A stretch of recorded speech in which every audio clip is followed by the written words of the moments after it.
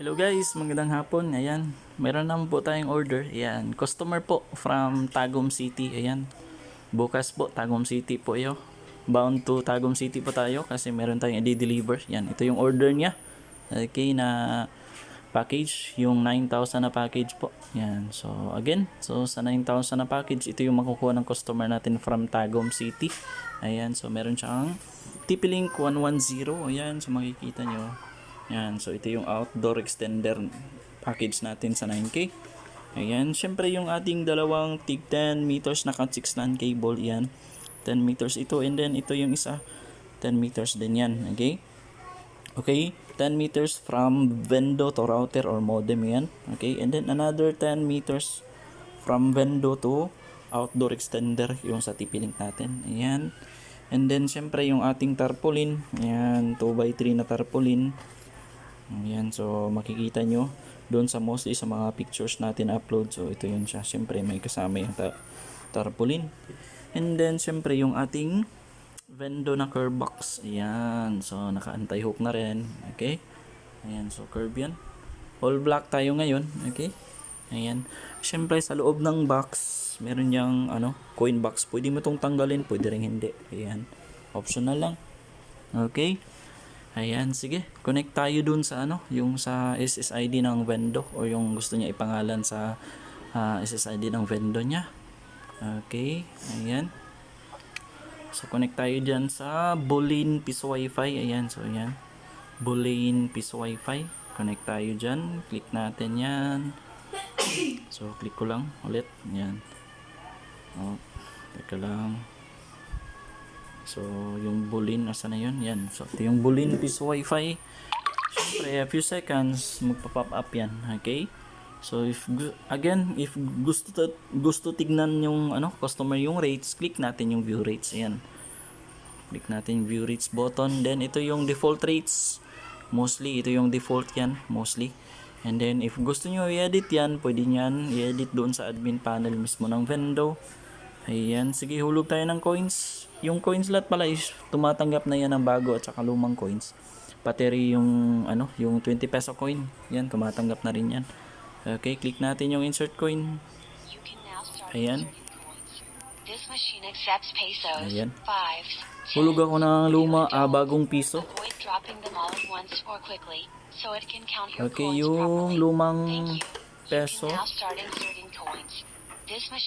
Okay, yung bagong 5 pesos na circle. Yung lumang 5 pesos. Okay, yung bagong 5 pesos na Nonagon. And then yung lumang 10 pesos. Okay, yung lumang 10 pesos. Huwag ko lang yung lumang 10 pesos. Ayan. And then yung bagong 10 pesos.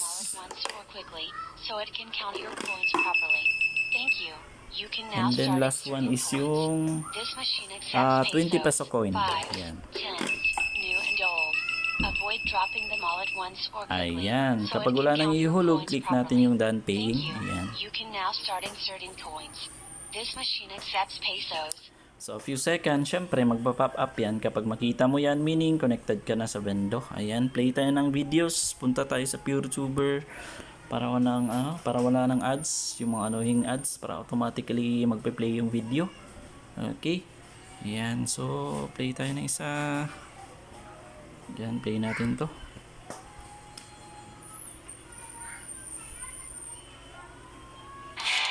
Ayan.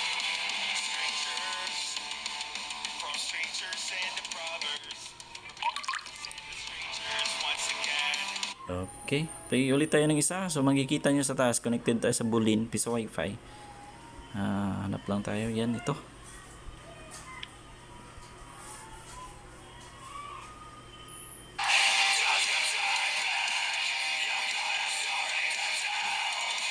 Ayan, so nag-play yung video. Ayan, so makikita nyo sa taas. Sige, play tayo ng ulit ng isa para makita ng customer natin na gumagana yung Vendo.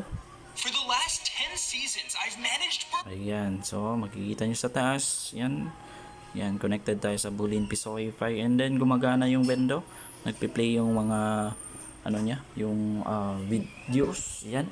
So again po, customer ito from Tagum City. Again, Tagum City po. Yung order niya ay yung 9,000 na package. Okay?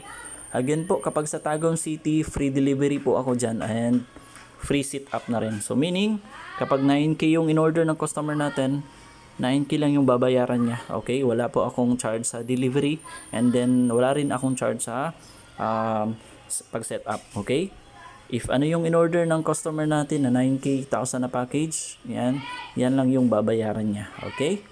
So if gusto niyo po magtanong and then details regarding po sa mga vendors natin na available, if ano yung mga packages price, if ano yung mga tanong nyo, kindly contact nyo lang po ako sa page ko na Barya Wi-Fi Davao 2.0.